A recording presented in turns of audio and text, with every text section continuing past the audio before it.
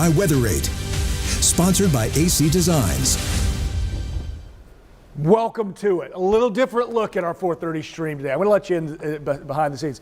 Doing some carpet cleaning here at First Coast News. And our digital stream room where you usually see Lee and I sitting and streaming with you is right next to those. It'd be a little loud. A little annoying for the viewers here. Yeah. The whole time. A little loud. Good to be with you. I'm meteorologist Lewis Turner with meteorologist Lee Southwick here. Hi. And she's in her day 1 of 5 consecutive days of somehow mixing orange in. Correct. For why? Halloween? Oh, no, it's for Florida, Georgia. It's for both.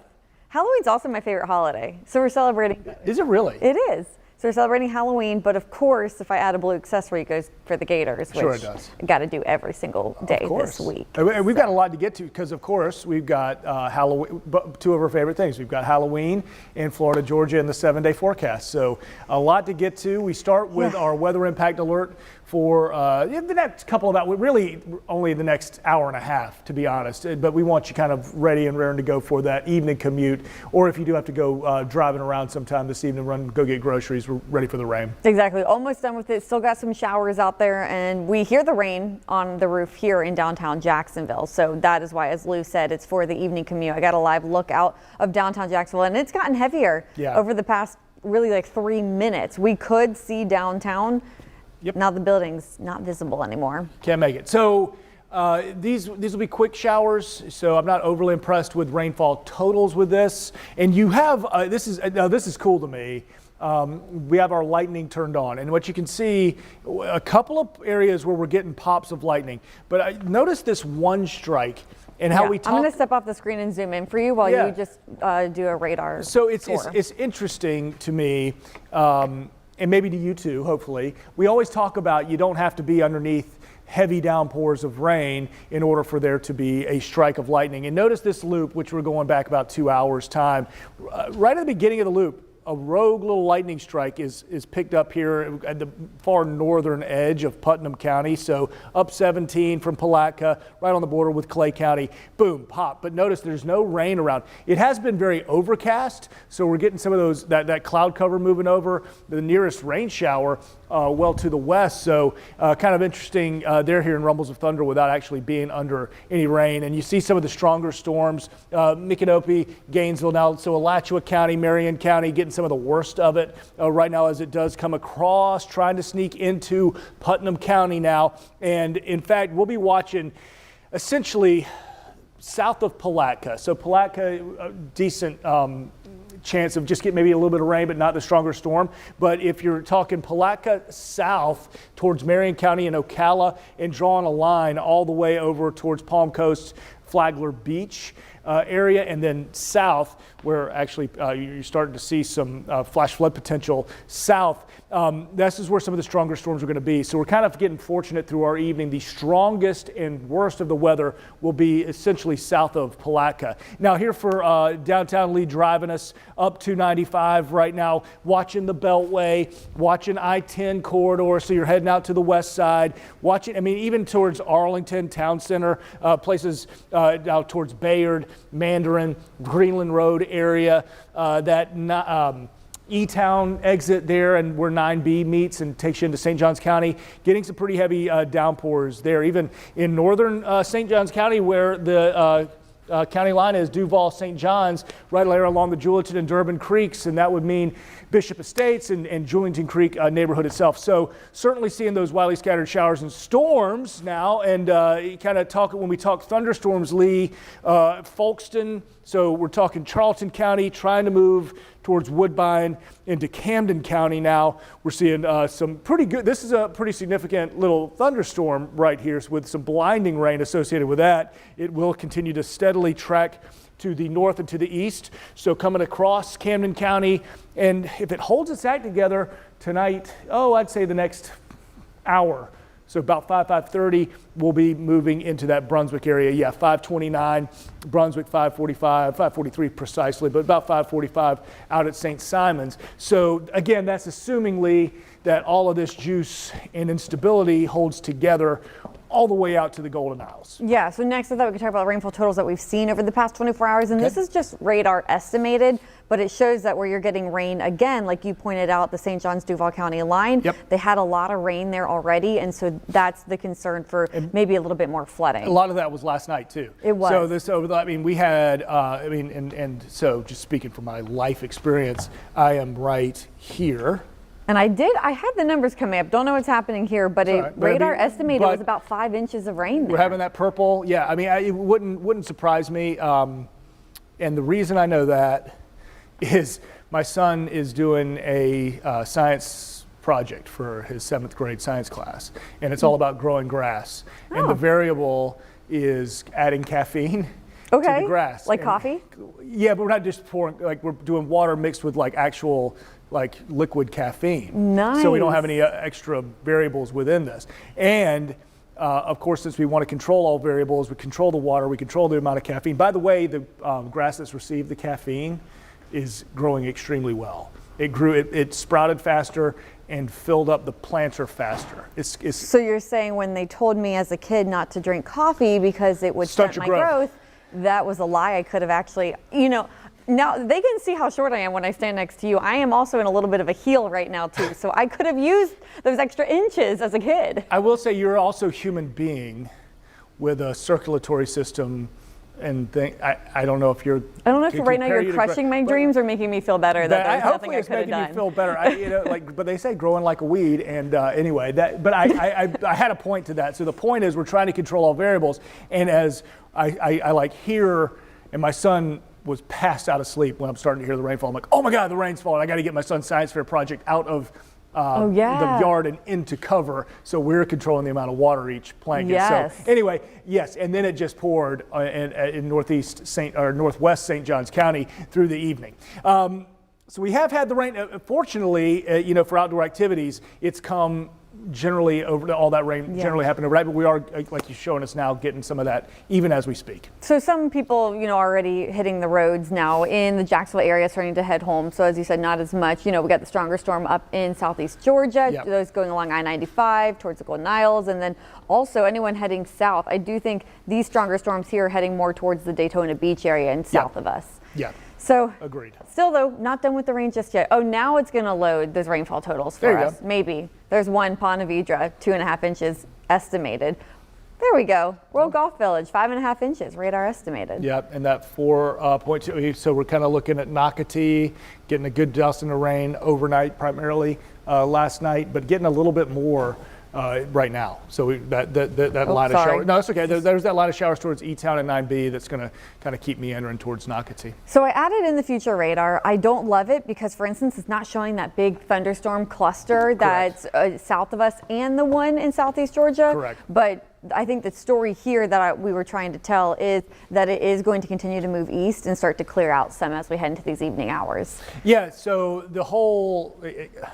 It's an interesting kind of surface dynamic that we've got going on here. Low pressure, we've dragged a warm front. We're kind of warm sectored, so the instability is there to get those thunderstorms in a place like southeast Georgia, and ultimately we'll get this front clear, making way for part 2 of our fronts that we'll watch kind of by the middle of the week as we get towards, say, like Tuesday night, Wednesday. Really Wednesday afternoon will start to clear out, and that's going to make way for what's to come in the 7-day. Yeah. All right. So I think we're going to take a quick break because we do need to switch gears and talk about the tropics. Major Hurricane Melissa. Yeah. So we highlight with Melissa. Yeah. Category 5 hurricane. We have seen some right now 175 mile an hour. So that is up to date. I had seen this at 165, even though drop zones were starting to report 175. Have even seen some loose reports of 180.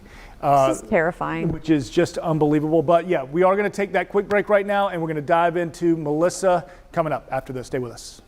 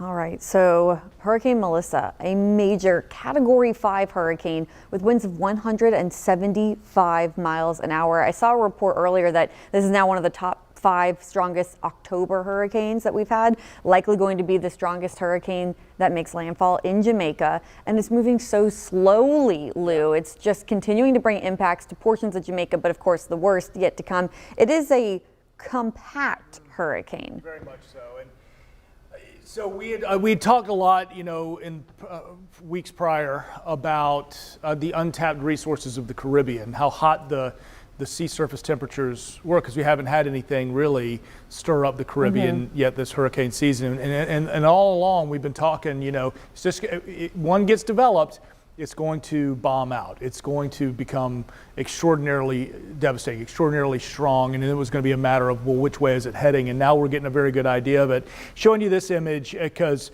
hurricane hunters flying in and out of this constantly.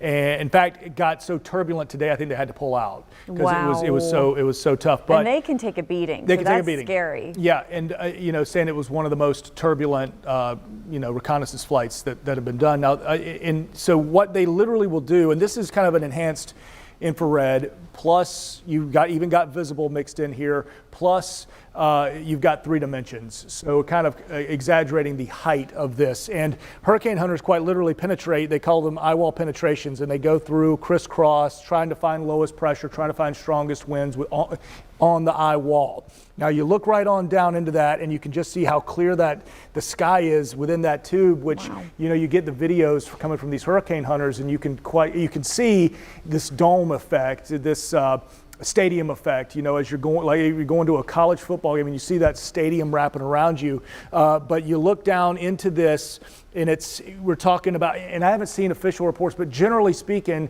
at a Category 5 hurricane like this, you're talking about this being about 50 to 55,000 feet tall. So mind-blowing. So we're talking about 10 miles high.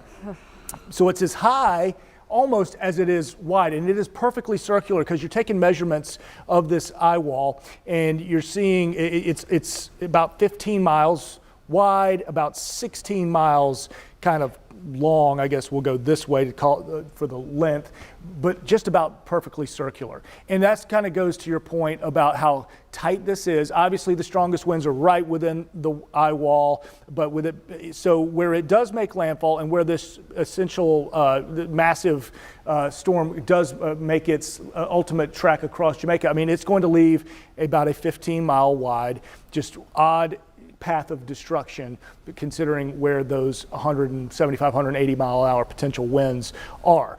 So we see that, and I just love this look, kind of the 3-dimensional, showing the textures of the hurricane, showing just how tall the center mass is relative to kind of some of those feeder bands, but still a pretty good bit of convection happening out on the edges. This is just really scary to look at. Now, as you mentioned, it's tighter where those winds are.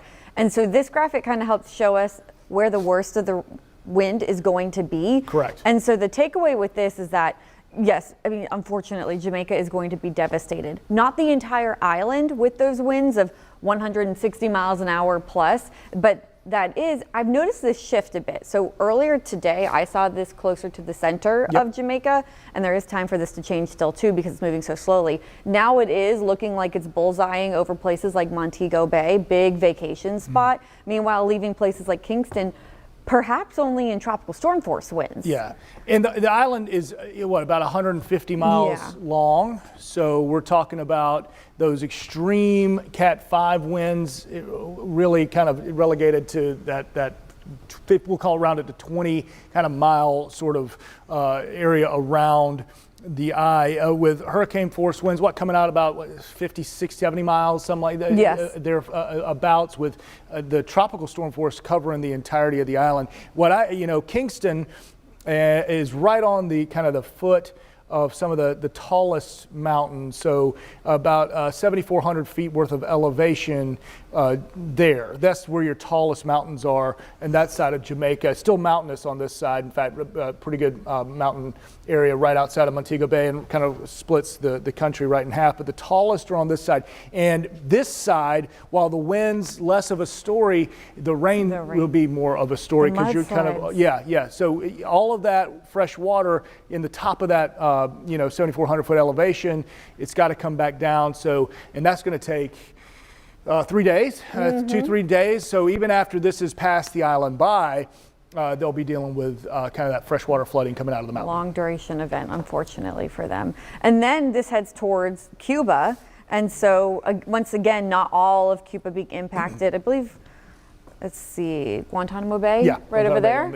And so right on that line between tropical storm winds and those more damaging hurricane force wind gusts. And then from there, it will move over into the Bahamas, and then perhaps even hit Bermuda as a Cat 1. The hurricane season Poor of Bermuda. I'm Bermuda. telling you. Yep. So we do have, of course, all those tropical storm and hurricane watches and warnings in effect. Just a quick look at the cone. This is the 5 o'clock advisory. Look, just came out as we were talking.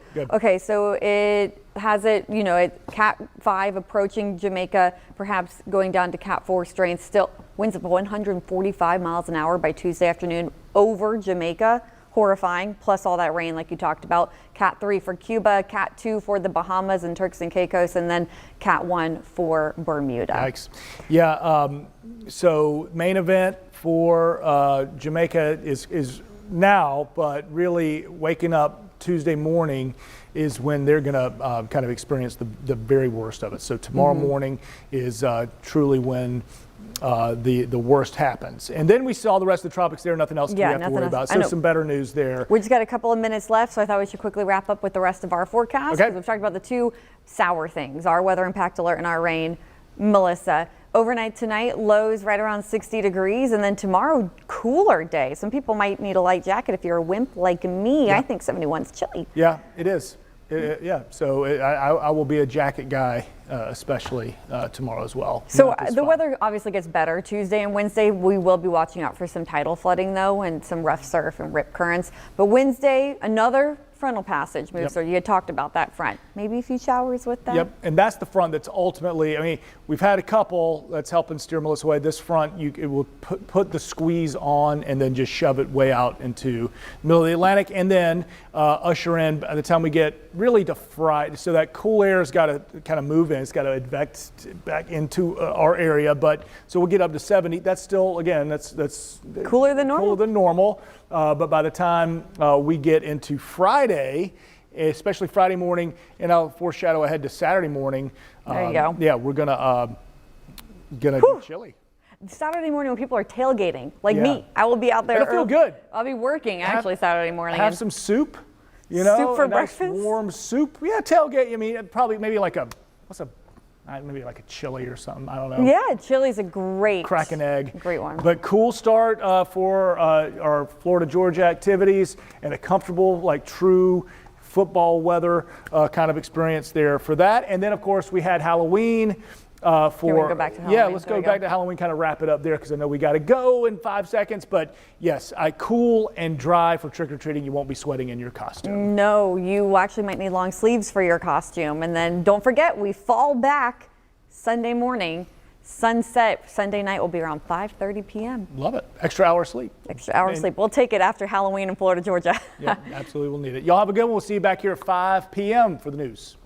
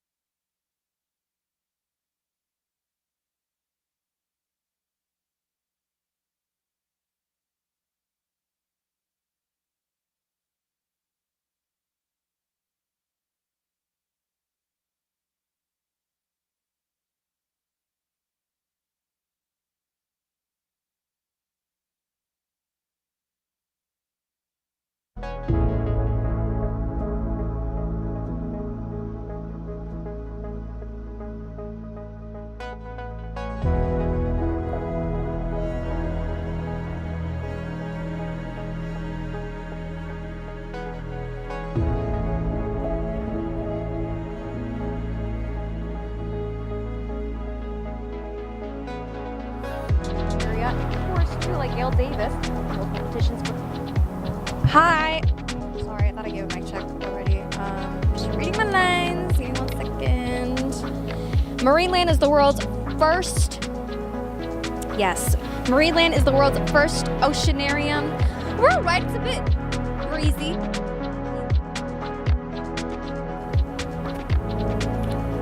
Yes, it was here. Try it again. Yes, it was right here on. Yes, it was right here. Yes, it was right here. Yeah, I got you.